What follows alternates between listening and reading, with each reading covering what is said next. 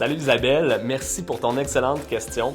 En fait, selon un rapport qui a été commandé par le ministère de l'Agriculture, des Pêcheries et de l'Alimentation du Québec, qu'on appelle l'AMAPAC, mais la fraise, le haricot et la pomme seraient les aliments qui présenteraient le moins de résidus de pesticides, alors que des niveaux supérieurs auraient été observés pour d'autres cultures. C'est sûr que parmi tous les aliments du Québec qui ont été analysés, il n'y en avait aucun qui dépassait la norme légale.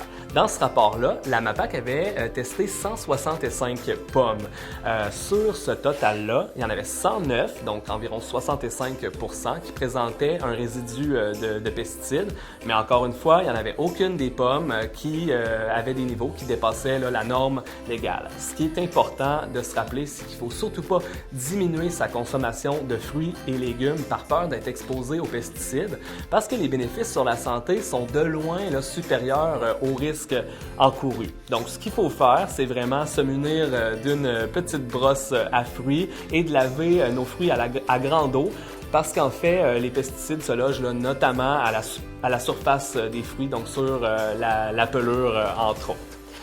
Et on pourrait penser que les pommes biologiques seraient épargnées et qu'elles seraient sans pesticides, mais en fait, les agriculteurs vont tout simplement utiliser des pesticides ou des fongicides, mais biologiques cette fois-ci.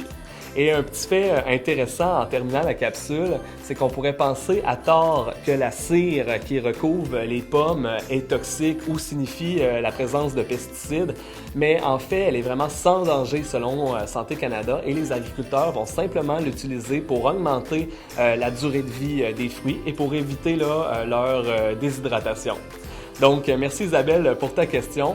Et si, tout comme elle, vous avez des questions sur la nutrition ou la saine alimentation, n'hésitez surtout pas à me la poser via la foire aux questions sur le site d'Atable Québec.